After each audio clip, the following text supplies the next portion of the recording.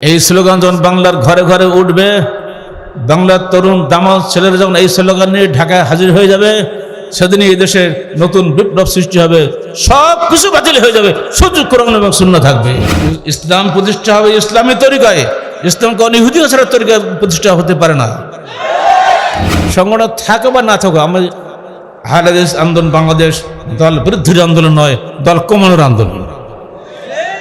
সলিডগুলো থাকবে, বাতিলগুলো চলে যাবে, এর জন্য কোনো আপোষই আমাদের নাই। দুনিয়ার সঙ্গে আপোষ করে আখেরাত পাওয়া যাবে না, হয় আখেরাত নয় দুনিয়া, বাছাই করেন। দুনিয়ার যত লোভ আপনি দেখেন না কেন, মন্ত্রী হবেন, এমপি হবেন, প্রধানমন্ত্রী হবেন, যত যাই হন না কেন, জান্নাতের এক কোনায় একটি স্থান পাই আমার জন্য প্রধানমন্ত্রী হওয়ার চেয়ে উত্তম। আহলে হাদিস আন্দোলন বাংলাদেশ, আসুন পবিত্র কুরআন ও সহিহ হাদিসের আলোকে জীবন গড়ি। আলহামদুলিল্লাহ, আলহামদুলিল্লাহ রাব্বিল আলামিন আর রহমানির রহিম মালিকি ইয়াউমিদ্দিন। ইয়া আইয়ুহাল্লাযীনা আমানু তাকুল্লাহ হাক্কা তুকাতিহি ওয়া লা তামুতুন্না ইল্লা ওয়া আনতুম মুসলিমুন।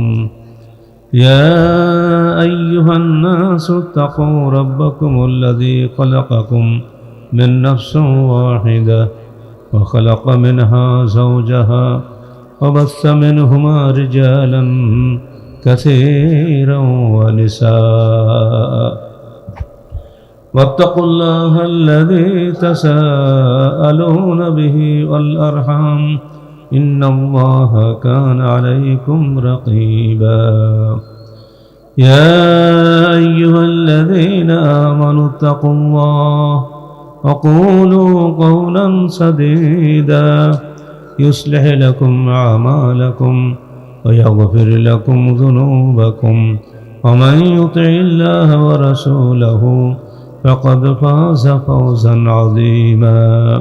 যাবতীয় হামদ সানা আল্লাহ রাব্বুল আলামিনের জন্য এবং যাবতীয় দরুদ ও সালাত সাল্লাল্লাহু আলাইহি ওয়াসাল্লামের জন্য। জীবনের সর্বপ্রথমেই জলঢাকা স্টেডিয়াম ময়দানে আজকে এই জনসভায় আগত সকল ভাই ও বোনেরা, আপনাদেরও যেমন বয়স হয়ে গেছে অনেকেরই, আমাদেরও তেমনি বয়স হয়েছে, অনেক কিছু অভিজ্ঞতা ইতিমধ্যে সঞ্চিত হয়ে গেছে। কোনো কথা বলতে গেলে অভিজ্ঞতাটা যেন বেশি সামনে চলে আসে। সামনে মানুষ হলো, তারা আজকে অত্যন্ত বড় বড় মানুষ, সেখানে আমি নিজে লজ্জিত হই তাদের সামনে কথা বলতে। অভিজ্ঞতার ঝুলিতে অনেক কিছু জমে গেছে। সবসময় নিজের কাছে প্রশ্ন হয়, আহলে হাদিস আন্দোলন করে কোন অপরাধ করেছিলাম যে রাতারাতি 10-10টা মামলা দিয়ে, মিথ্যা মামলায় কারাগারে নিক্ষেপ করা হলো। সেখানে 3 বছর 6 মাস 6 দিন থাকতে হলো, 7টা জেলে ঘুরানো হলো, বেরিয়ে আসার পরেও 8 বছর 8 মাস 28 দিন মামলা চালাতে হলো। কি অপরাধ করেছিলাম? আপনারা সবাই জানেন আমি কোনো এমপিও নই, মন্ত্রীও নই, কোনো দলের লোকও নই। তাহলে যারা সেই সময় আমাদের উপরে হিংসা করেছিল, তারা আজও পর্যন্ত আপনাদের কাছে ভর্তেই যাচ্ছে এবং তারা অনেকে নামে নিজেরাই আহলে হাদিস বলে পরিচয় দেন। বুঝেন না যে আহলে হাদিস কাকে বলে। জীবনভর বোঝাচ্ছি, বোঝার সংখ্যা খুবই কম। সে কম লোকগুলি আমার সামনে আসে না, অধিকাংশ আজও বোঝেনি, আজও দাওয়াতে পারবে।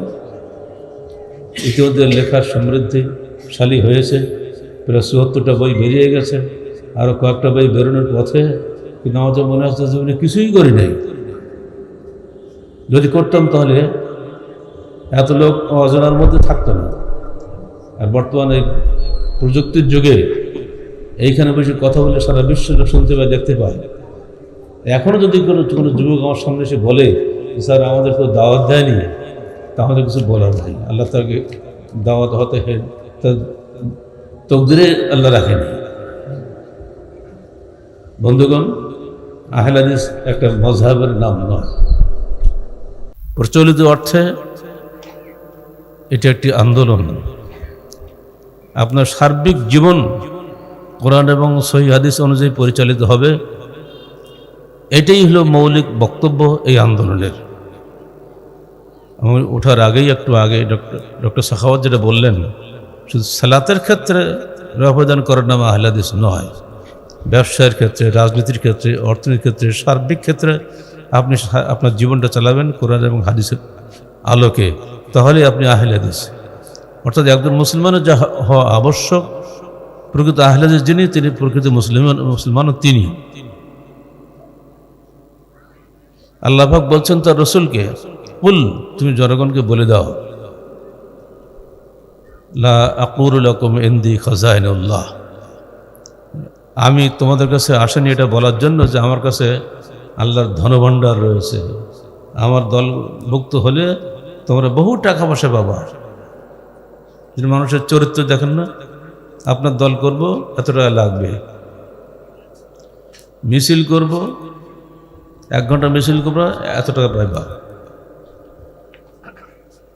দূর অতীতে 1988 সালের 21শে ডিসেম্বরে আমি সর্বপ্রথম করাচি যাই ডক্টর থিসিসের তথ্য উপাত্ত সংগ্রহের জন্য।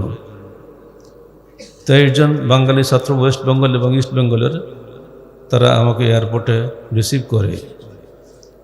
রাত্রিবেলায় খাওয়ার সময় নাই, পরে আবার তারা চলে আসছে। পরের দিন আবার ঠিক একই অবস্থা, আবার চলে আসছে। বললাম তোমরা ছিলে কোথায়?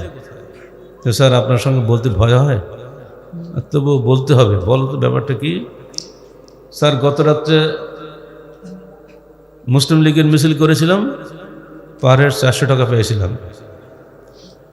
আর আজকে ভুট্টোর মিছিল করেছি, পার হেড 500 টাকা পেয়েছি। যদি 88 সালের মিছিলের এই রেট থাকে, এই যুগে যারা মিছিল করে তারা কত রেট টাকা নেয়?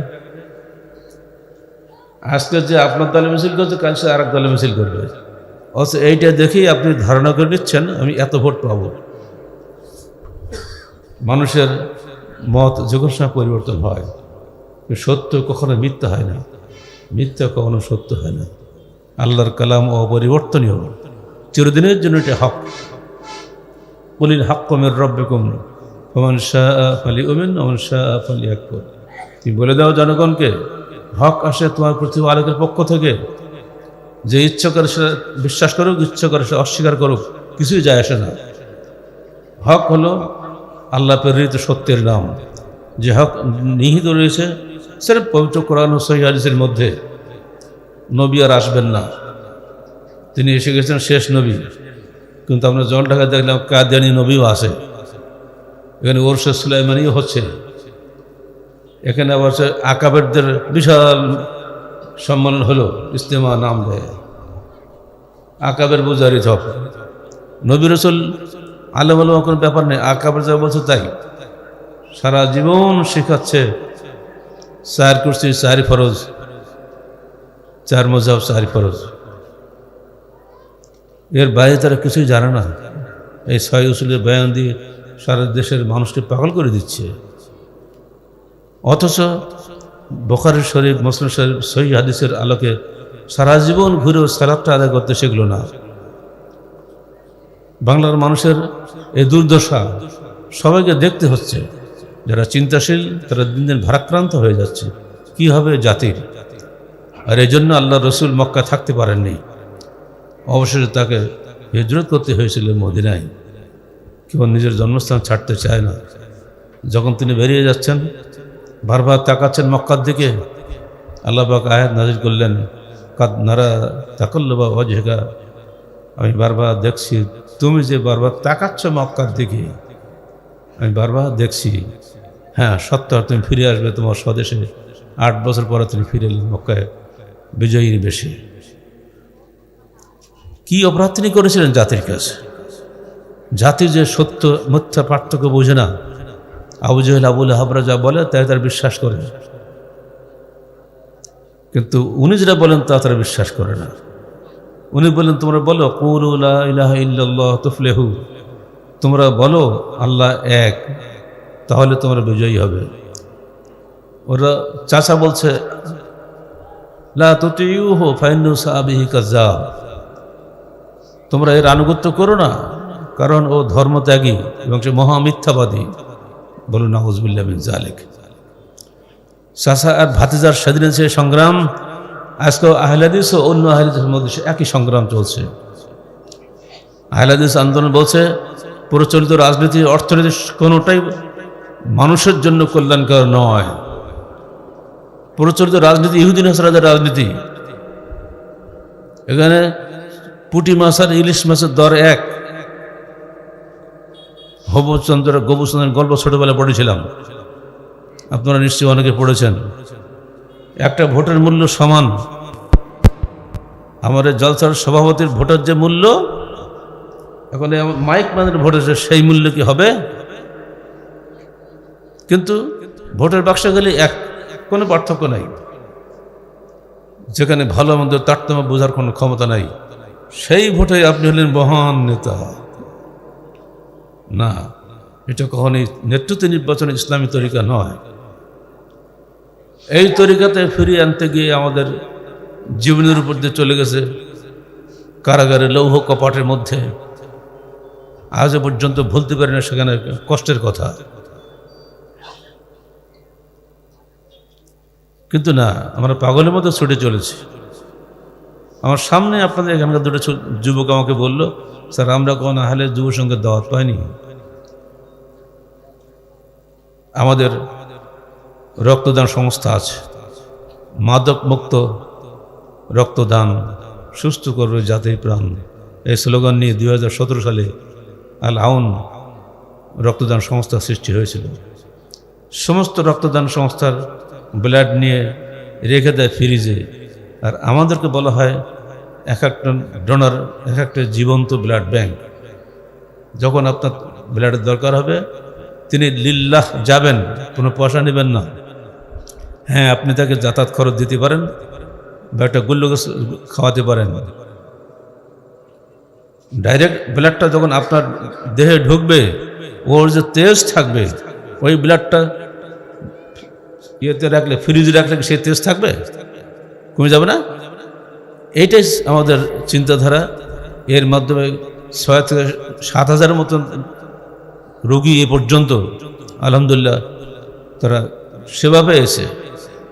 কিন্তু এই দারুণ একটা জিনিস আপনারা খবর রাখেন না। যারা তাবলীগ ইজতেমায় যান তারা হয়তো খবর রাখেন। আমরা আপনাদেরকে পরিষ্কার বলে দিচ্ছি, আহলে হাদিস ইটসেলফ ইজ এ মুভমেন্ট।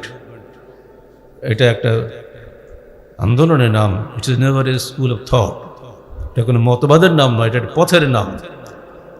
আমরা ডাকি মানুষকে পবিত্র কোরআন ও সহিহ হাদিসের দিকে, নিজস্ব কোনো মতবাদের দিকে নয়। কুল লা আকুলু লাকুম ইনদি খাযাইনুল্লাহ, হে মুহাম্মদ তুমি বলে দাও যে আমার কাছে ধনভাণ্ডার নাই, টাকা দিয়ে ভোট করবা, নেতা হবা, টাকা পয়সা নেই। ওয়ালা আ'লামুল গায়বা, আমি গায়েবের খবর রাখি না। আজকাল কশফ কেরামতের আর এলহামের কারবার মহড়া হচ্ছে, দেখেন না? ফানাফিল্লা বাকাবিল্লা হচ্ছে। হঠাৎ চিৎপাতে পড়ে গেল, কিছুই বুঝে না, কারণ উনি আল্লাহর ইশকে পাগল হয়ে গেছেন। আশেক আর মাউসুকে মিল হয়ে গেছে, এখন আর দুনিয়ার কোনো খবর নাই।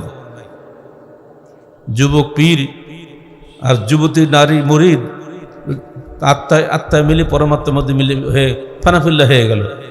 ও দুনিয়ার কোনো চিন্তা তাদের নাই। এই সমস্ত উদ্ভট মিথ্যা জিনিস দিয়ে মানুষকে পাগল করে দিচ্ছে। অথচ তারাও মুসলমান, আমরাও মুসলমান।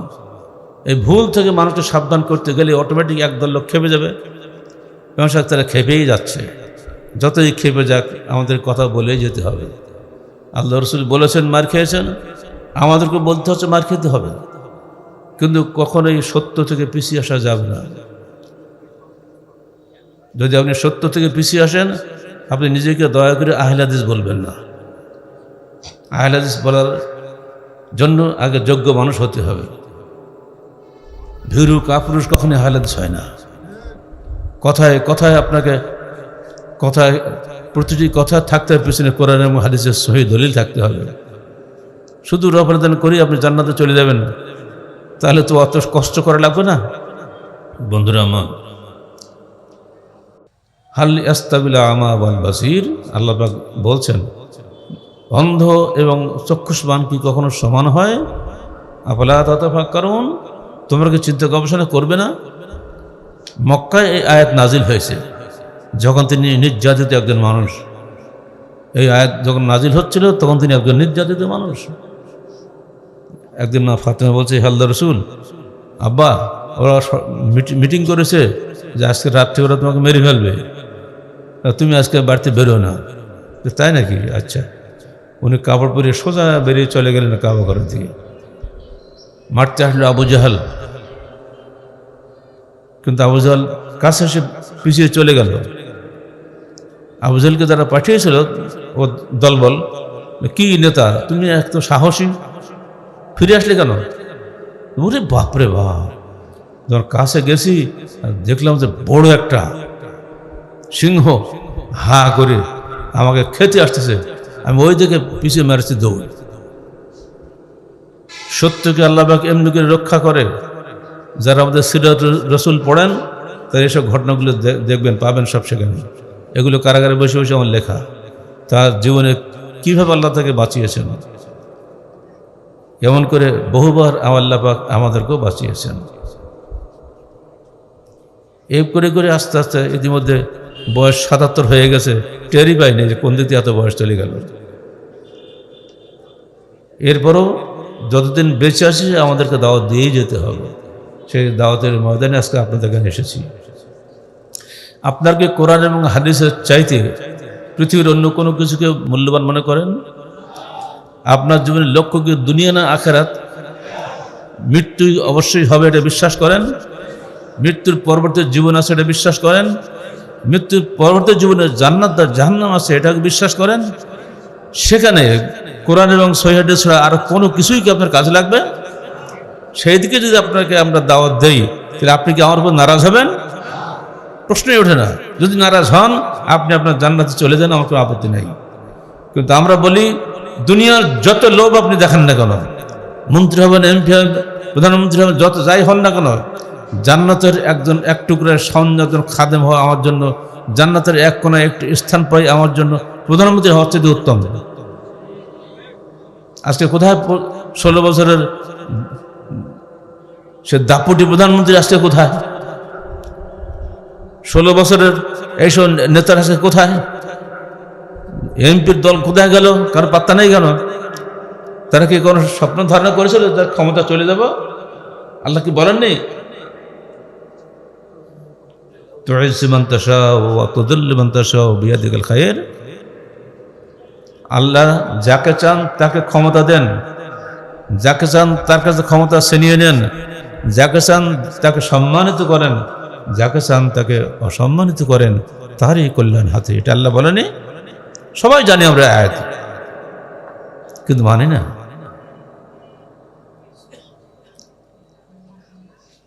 বাংলার মানুষ মুসলমান, পৃথিবীর তৃতীয় বৃহত্তম মুসলিম রাষ্ট্র এটা। এখানকার মুসলমানরা যদি সত্যিকার অর্থে কোরআন এবং হাদিস অনুযায়ী চলতো তাহলে বাংলাদেশেই ইসলামী খিলাফত কায়েম হতো, অন্য কোথাও যাওয়া লাগতো না। বাংলাদেশে ইসলামী খিলাফত কায়েম করার জন্য রূপরেখা আমরা দিয়েছি, আমাদের বইয়ের মধ্যে দেখে নেবেন। সেখানে কিছু একজন সভাপতি আমির থাকবেন এবং তিনি যাকে যাকে পছন্দ করেন ইমারত চালানোর জন্য তিনি তাদেরকে নিয়ে একটা মজলিস শুরা গঠন করবেন। আপনার ভোটাভুটিতে কেউ এমপি মন্ত্রী হবে না। সেখানে মন্ত্রী এমপি হওয়ার পর ইলেকশনের নিয়মটাই থাকবে না টোটালি। কেন? সারা দেশে 350টা কি জন্য লাগবে? সারা দেশে 350টা এমপি, তারপরে থাকবে উপদেষ্টা, এই করে কি করে 400 450 হাতে বুঝতে হবে কেন? আমার স্যার হাতে ছাড়া কিছু না, কোনো কাজে লাগে না। এটা সংসদে গিয়ে খালি হাত উঁচু করে প্রধানমন্ত্রী যদি যা বলে তাই করে। অথচ ফখরুদ্দিন মাত্র 10 জন উপদেষ্টা নিয়ে 2 বছর দেশ চালিয়েছে অত্যন্ত সুন্দরভাবে। ভুলে গেছেন নাকি আপনারা? এটা সেদিনই ঘটনা। ফখরুদ্দিনকে কেউ চিনতাম আমরা, নাম কোনো শুনে নাই। তিনি আসলেন, উনি বলছেন আমি 10 জন লোক সিলেকশন করতে ওর খুঁজে পাচ্ছিলাম না। 10টা লোকে বাংলাদেশে 7 লোক খুঁজে পাচ্ছি না। অবসরে পেলেন কোনো কর্মে শেখ মুজিব যখন ক্ষমতা আসেন, লাহোর থেকে ফিরলেন দেশে, তখন তিনি এয়ারপোর্টে নামার সময় বললেন, তাজউদ্দিন দেশটা বিক্রি করে দিয়ে আসলি? উনি কাউকে আপনি তুমি বলতেন না, তুই তো আমারই করতেন। কি করব, 25 বছরের গোলামি চুক্তি করে তোমরা বাংলাদেশ স্বাধীন করেছ, এই যে তোমাদের ক্রেডিট। মুজিব চাচ্ছিলেন 100 লোক বাছাই করবো, যাদের দিয়ে আমি এই আমার পার্লামেন্টটা সাজাবো। উনি দুঃখ করলেন, আমি এত চেষ্টা করবো, 100 লোক আমি খুঁজে পেলাম না বাংলার জমিনে। এসব নেতাদের জীবনীগুলো আপনার পড়বেন, ভালো মন্দ অনেক রকম অভিজ্ঞতা তাদের আছে। শেখ মুজিব 100 লোক খুঁজে পায়নি, ফখরুদ্দিন 10টা লোক খুঁজে পায়নি, আর আপনি একেবারে 4-5টা লোক নিয়ে মিটিং করবেন, খাবেন দাবেন ধুমছে, এটা দিয়ে দেশ চলবে? তারা যায় হাত উঁচু করার জন্য যায়, আর কোনো কাজ নেই, আর দেশে এসে লুটপাট করে। এই system of election should be abolished first. এটা থাকতে পারে না। যতদিন এই ইলেকশন সিস্টেম থাকবে ততদিন বাংলার জমিনে কোনো উন্নতি হবে না। আবার সেদিকে যাচ্ছে, অন্তর্বর্তীকালীন বলছে না, প্রথমে বলা হলো অভ্যুত্থান, অভ্যুত্থানের পরে যারা সরকার চালায় তারাই সরকার, কোনো কারো সমর্থন লাগে না, এটাই নিয়ম আমরা জানি, সারা পৃথিবীতে এই নিয়মই হয়।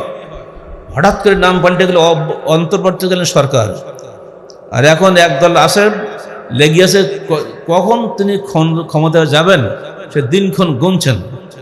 যে দলগুলো যারা একসময় বাংলার জমিনে রক্তের গঙ্গা বইয়েছেন, যারা ক্রস ফায়ার এনেছেন, বন্দুক যুদ্ধ এনেছেন, যারা অপারেশন ক্লিন হার্ট এনেছেন, যারা এদেশের মানুষকে বিনা অপরাধে জেল জুলুম খাটিয়েছেন, তারাই এবার ক্ষমতা আসার জন্য পাগল হয়ে গেছে একবারে।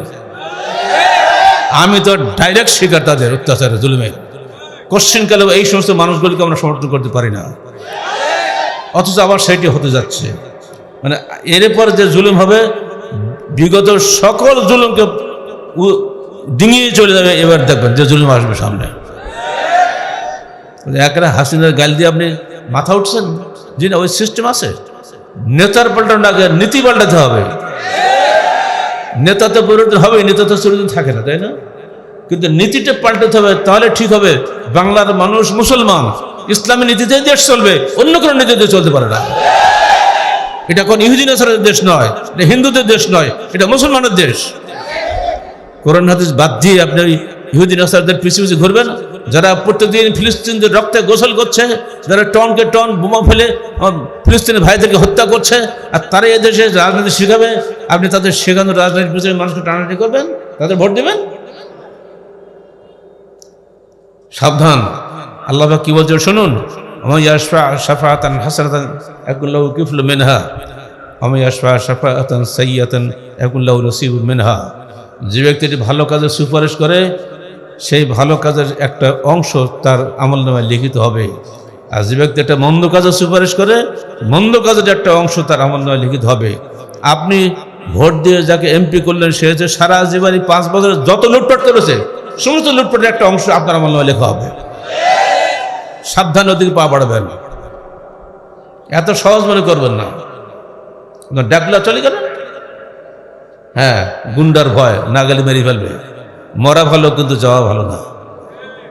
যা হচ্ছে দেশে আস্তে আস্তে ধ্বংসের দিকে যাচ্ছে, আমাদের দায়িত্ব এগুলো থেকে মানুষকে সতর্ক করা, তাই করে যাচ্ছি।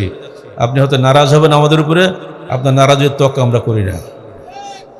আল্লাহ পাক আমাদেরকে হক কথা বলার জন্য আহলে হাদিস আন্দোলন করার নির্দেশ দিয়েছেন। পরিষ্কার বলছি, কোরআন এবং হাদিসের বিধান মানুষের জমানে মানুষের কাছে পৌঁছে দেওয়াটি আমাদের দায়িত্ব।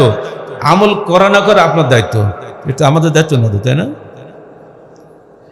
এর মধ্যে ভুলটাকে ধরে দিয়ে যে শিক্ষা ব্যবস্থা চলছিল কদিন আগে, যে শিক্ষা ব্যবস্থা ছিল, এত ফালতু শিক্ষা ব্যবস্থা পৃথিবীর কোনো দেশে আছে বলে মনে হয় না।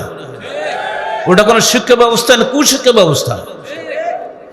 আমার মাদ্রাসায় গিয়েছে, এত চালাকে সরকার, না আগের সরকার, একটা আহলে হাদিস বেটা, সে বড় অফিসার, তারে পাঠিয়েছে আমার রাজশাহীর মার্কাজে। সালাম দিয়ে বলেছে, স্যার আমি একজন আহলে হাদিস। আমি তাই নাকি, ধন্যবাদ। কিভাবে বলেন তো? স্যার সরকার সিলেবাস করতেছে এই প্রজনন শিক্ষা। আমার সে কি, আমি তো জানি, বুঝতে পারছি কি বলতে চাচ্ছ। এই মেয়েরা যখন 10-12 বছর বয়স হয় তখন তাদের যে যৌবন আসে, তখন সে খুব বিপদগ্রস্ত হয়।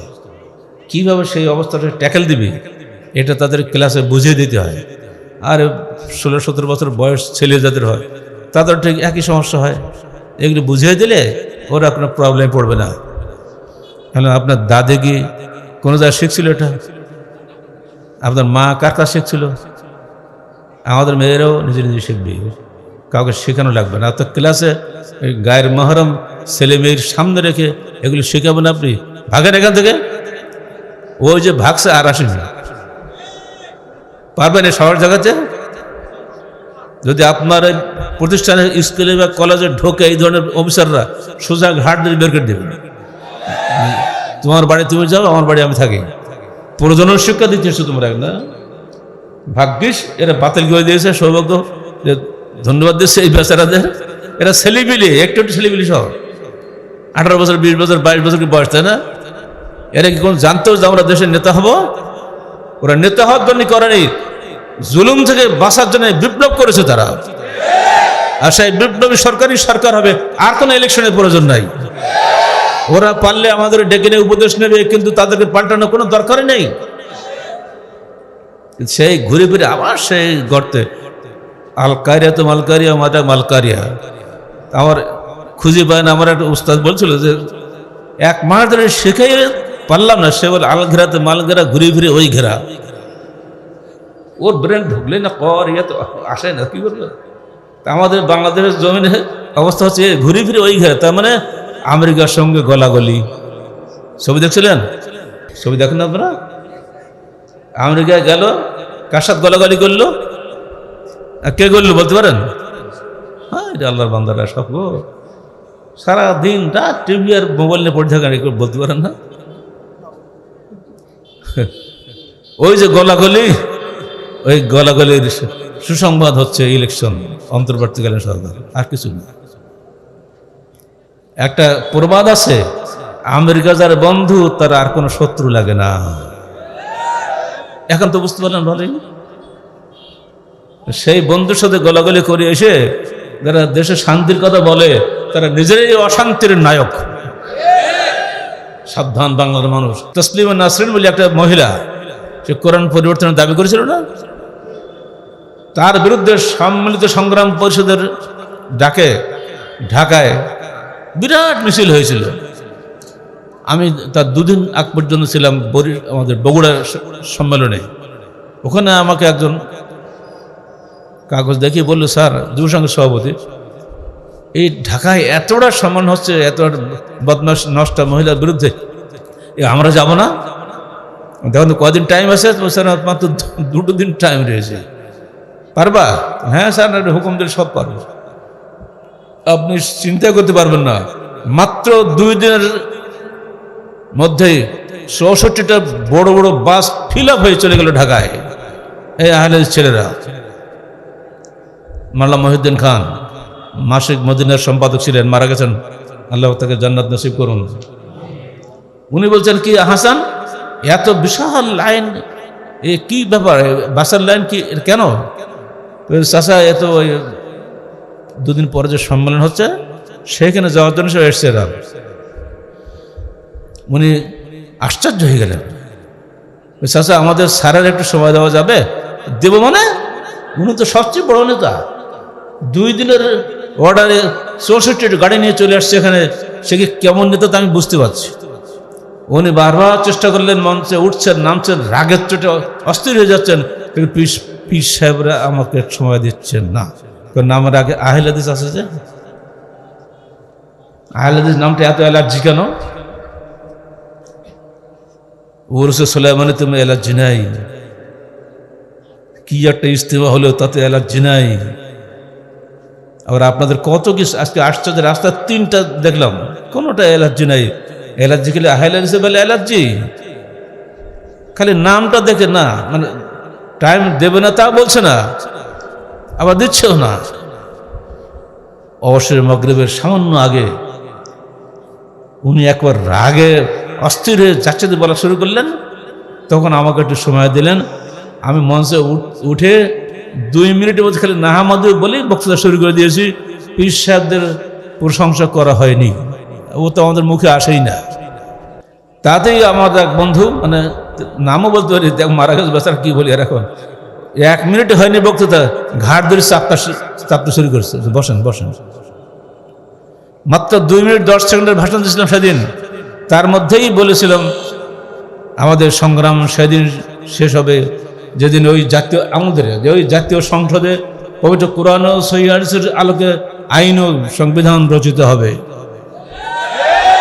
সঙ্গে সঙ্গে 20 লক্ষাধিক মানুষ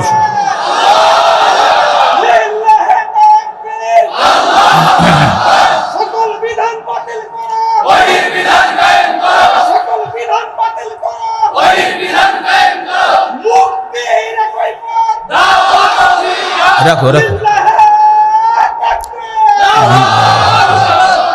ওই দিনে এই বিশাল জনস্রোত, এদিকে আসাদ গেট, ওদিকে ফার্ম গেট, মনে মনে চিন্তা করেন একবার, রাস্তা কত চওড়া, পুরো রাস্তা ভরা, বুঝুক আর না বুঝুক সমস্ত জনতা একসঙ্গে বলে উঠেছিল সকল বিধান বাতিল করো, ওহির বিধান কায়েম করো।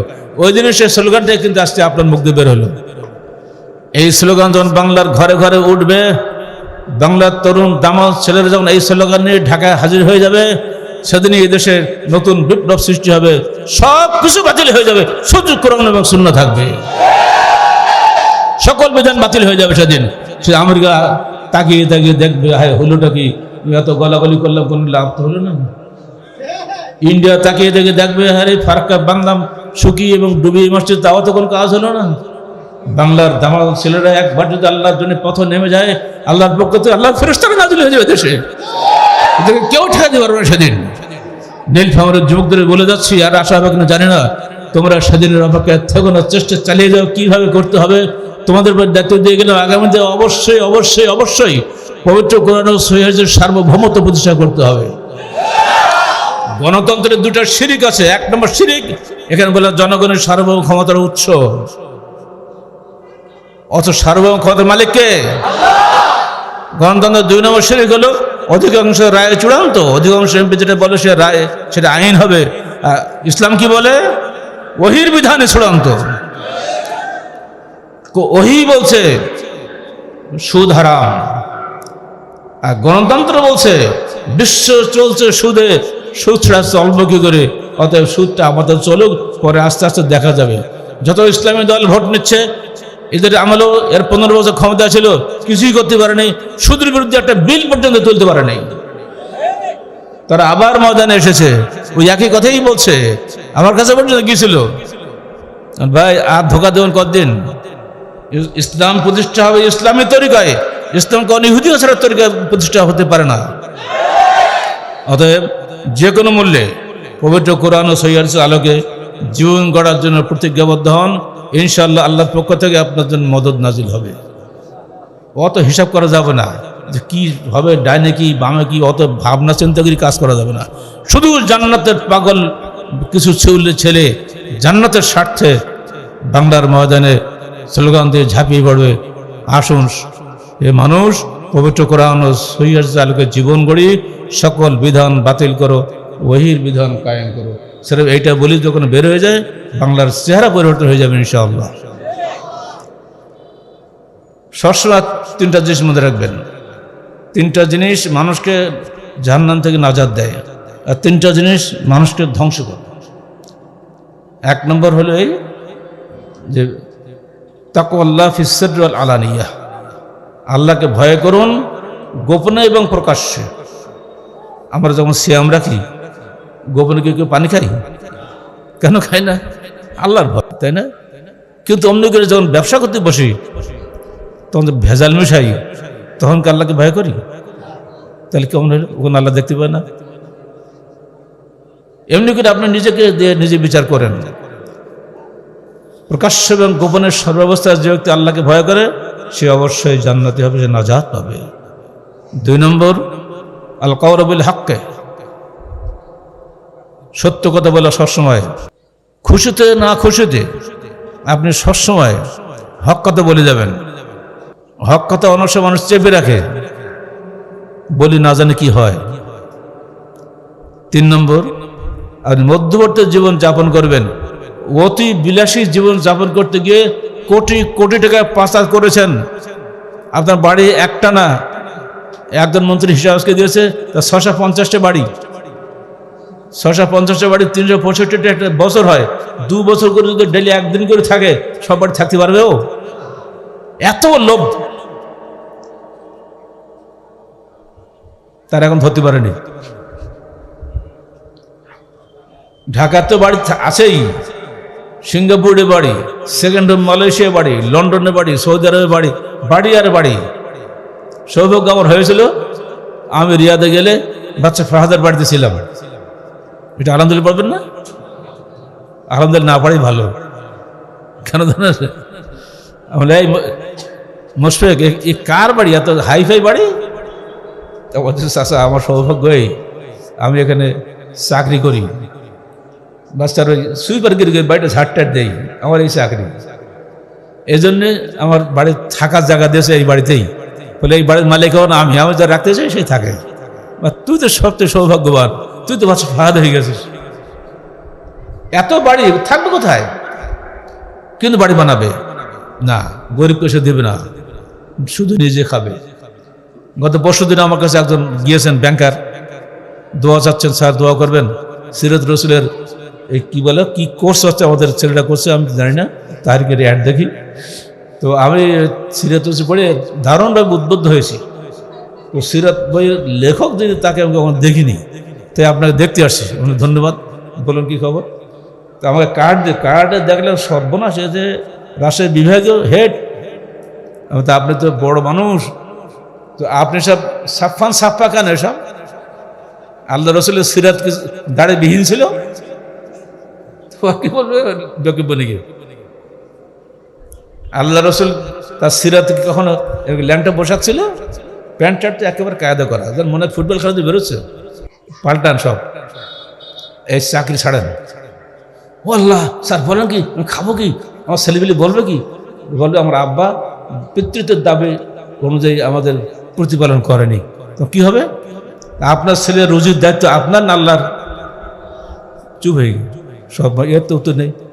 যদি আজকে আপনি মরে যান, কালকে ছেলে বাঁচবে না, সে খাবে না? বললাম সাবেন আমাদের ডিসি চেয়ারে বসে অবস্থায় অফিস করা অবস্থাতেই, মাত্র 45 বছর বয়স ছিল তখন, উনি একদিকে ঢলি পড়লেন। আমার পত্রিকা পড়েছিলাম, তো স্যার আমি তো তার আগের দিন সাবেনগর জয়েন করেছিলাম। তাহলে আপনি তো সব জানেন, ইয়ং বয়সে মৃত্যুবরণ করলে তার স্ত্রী, তার ছোট ছোট বাচ্চারা আসে না, তাদেরকে কে খাওয়াচ্ছে? তা আপনি আপনার জীবন নিয়ে এত আত্মবিশ্বাসী কেন যে আপনি অবশ্যই 50 বছর বাঁচবেন, কে 60 বছর বাঁচবেন? এখনই বললাম কালকে থেকে আপনি চাকরি বাদ দেবেন। আমার সাথে দেখা করতে আসছে, আপনি জায়গায় লক্ষ্য জীবন নেই। তো স্যার দোয়া করুন, চলে গেল। কথা বলছেন? এত বড় চাকরি ছাড়তে হবে, কোনো হারামি চাকরি। ব্যাংকের চাকরি কোশ্চিন কালো জায়েজ চাকরি নয়। সারাদিন পরে টাকার হিসাব নিকাশ করে। কেউ কেউ বলে কি ইসলামী ব্যাংক করে, তো ভালোই তো, ইসলামী মধ্যশালা, সমস্যা কি? এসব চলবে না। সব জায়গাতেই নিজের বিবেককে ঠিক রাখেন এবং কোরআন হাদিসের বিধানকে সামনে রাখেন। যতই ঘুরিয়ে ফিরিয়ে আপনি সুদকে হালাল করতে চেষ্টা করেন, ঘুরিয়ে ফিরে এই সময় দুনিয়াদারির সঙ্গে আপোষ করার চেষ্টা করেন, চলবে না। এগুলা ধানাই বানাই করবেন না, সরাসরি বলেন হয় হারাম নয় হালাল, বায়নাহুমা মুশতাবিহাতুন, এর মাঝখানে কিছু আছে অস্পষ্ট। অতএব ফাতামা ইউরিবুক ইলা মা লা ইউরিবুক, তুমি সন্দেহ কাজ থেকে নিঃসন্দেহের দিকে ধাবিত হও। রাস্তাঘাটে চলাফেরা করছেন, মা বোনরা আছে, কিছু করার নাই। স্ত্রী রেখে চলে যাচ্ছেন প্রবাসে, 2 বছর পর এসে দেখলেন স্ত্রীর একটা বাচ্চা হয়েছে। আপনি কিন্তু 2 বছর ছিলেন না, তবু আপনি মান সম্মানের খাতিরে মেনে নিলেন, হ্যাঁ ওটা তো আমার ছেলে, আর ওটা আপনার ছেলে কি কাজ ছেলে, কে খবর রাখে? কিন্তু অত হাক্কে নেই, অত কিছু বলাও যাচ্ছে না। পারলে বউ নিয়ে চলে যান প্রবাসে, নইলে আপনার দেশে ফিরে আসেন। অত টাকার লোভ করবেন না, আজকে সারা পৃথিবীতে চলছে এগুলা। আমার ছেলে কোথায়, স্যার জার্মানি থাকে, কত আনন্দ বাপ লাফাচ্ছে। পাবনার সম্মেলনে 2 বছর আগে আমার কাছে দেখেছে, পরিচয় করছে, স্যার এই আমার ছেলেটা যাবো, এটা দোয়া করে দেবো। তোমার কোনো দোয়া করবো না, আমি ছেলে বেঁধেছ? হ্যাঁ দিয়েছি। নতুন বউয়ের জার্মানি খেলা করে পাইছে না, পড়াও সব বাড়ি চলে যাও। কিছু জার্মানি, সে দোয়ানের দিকে ধমকে চলে গেল। কথা বলছেন, আপনাকে আপোষ করা যাবে না। সেগুলো আমার সংগঠনের লোক, সংগঠন থাকে বা না থাকো, আমি আহলে হাদিস আন্দোলন বাংলাদেশ দল বৃদ্ধির আন্দোলন নয়, দল কমানোর আন্দোলন। সলিডগুলো থাকবে, বাতিলগুলো চলে যাবে। এর জন্য কোনো আপোষই আমাদের নাই। এই আন্দোলনের এই মেজাজটাই এগিয়ে যাচ্ছে দুর্বার গতিতে, কোনো আপোষহীন গতিতে এগিয়ে যাবে। জেল ফাঁস কোন ব্যাপারে না। জেলখানে গেছিলাম, এটা মাদ্রাসা ইউসুফ ইসলাম নবী ও সত্য থেকে 7 বছর জেল খাটতে হয়েছে। তার কোন পাপ ছিল? অত এগুলো চিন্তা করবে না। আপনাকে অবশ্যই সত্যের পথে থাকতে হবে, আপোষহীন ভাবে কথা বলবেন, আপোষহীন গতিতে কাজ করবেন, আপোষহীন গতিতে। দুনিয়ার সঙ্গে আপোষ করে আখেরাত পাওয়া যাবে না। হয় আখেরাত নয় দুনিয়া, বাছাই করেন। যে ব্যক্তি দুনিয়ার জন্য দুনিয়া করে সে সেরকম দুনিয়া পায়, আখেরাত পায় না। আর যে ব্যক্তি দুনিয়ার জন্য আখেরাত করে, দুনিয়া আখেরাত দুটোই হারায়। আর যে ব্যক্তি আখেরাতের জন্য দুনিয়া করে, সে দুনিয়া আখেরাত দুটোই পায়। আমরা আখেরাতের জন্য দুনিয়া করি, ইনশাআল্লাহ আমরা দুনিয়া আখেরাত দুটোই পাবো। আর যারা দুনিয়ার জন্য আখেরাত করে, তার দুনিয়াও হারায়, আখেরাতও হারায়। সাবধান ইসলামী মানুষগুলা, মানুষকে নিজের পথটাকে ঠিক করে দেন। ইনশাআল্লাহ আপনি আমি একত্রিত হবে, জান্নাতুল ফেরদাউসে একদিন সাক্ষাৎ হবে। আপনাদের সন্তানদের সবার জন্য আমাদের নসিহত রইল, বাচ্চাদেরকে ছোটতে গড়ে তুলুন, ভালো প্রতিষ্ঠানে দিন। হাদিস ফাউন্ডেশন শিক্ষা সিলেবাস রয়েছে, আমাদের পরে 100-150 উপরে মাদ্রাসা প্রতিষ্ঠা লাভ করেছে। আপনারা জল টাকা তো প্রতিষ্ঠান গড়ে তোলেন। আমি শুনে খুব দুঃখিত হলাম, এখানে মসজিদ নাই। এত একটা উপজেলা শহরে একটা মসজিদ আছে, সেও নাকি দলীয়, সেখানে আপনাদের ঢুকতে দেবে না। এটা ভাই কি ব্যাপার? মসজিদ অতি দ্রুত করে ফেলেন। শুনতে পাচ্ছেন তো? জলঢাকা উপজেলা শহরে অবশ্যই মসজিদ আহলে হাদিস থাকতেই হবে, যেখানে কোনো শিরক বিদআত হবে না, যেখানে স্বাধীনভাবে আহলে হাদিস যুব ছেলেরা খুতবা দেবে, ডানিবে তাকাবে না। মসজিদ কথা বলে না, কথা বলে খতিব, কথা বলে ইমাম, তাই না? কিন্তু আপনাদেরকে এগিয়ে আসতে হবে। আগামী দিনের সন্তানদেরকে বাঁচানোর স্বার্থে আপনাকে প্রতিষ্ঠান গড়তে হবে। প্রতিষ্ঠান না গড়লে আপনি ঠেকাতে পারবেন না। দ্বিতীয়ত আপনাকে অবশ্যই সংগঠিত হতে হবে, একাকী থাকা চলবে না। যাতে আহলে হাদিস ঐক্যবদ্ধ না হতে পারে, সেজন্য প্রচেষ্টা চলছে চূড়ান্তভাবে। মনে রাখবেন, আল্লাহ রাসূল বলছেন, জামাআত রাহমাতুন ওয়া ফুরকাত আযাব। জামাতবদ্ধ জীবন হচ্ছে রহমতের জীবন, আর বিভক্তের জীবন হচ্ছে আযাবের জীবন। আপনারা যে যেখানে আছেন, ঐক্যবদ্ধ ইমারতের অধীনে টিকে থাকার চেষ্টা করুন, যাতে আমাদের সবার মধ্যে ঐক্যবদ্ধ ভাব একটা আমাদের মধ্যে আসে, মহব্বত পয়দা হয়, সেই চেষ্টা করুন। পরিশেষে আপনাদের সবাইকে ধন্যবাদ জানাচ্ছি। যারা আজকে এসেছেন কষ্ট করে এখানে, তাদের সবাইকে আমি আন্তরিক মোবারকবাদ জানাচ্ছি। আসসালামু আলাইকুম ওয়া রাহমাতুল্লাহি ওয়া বারাকাতুহু।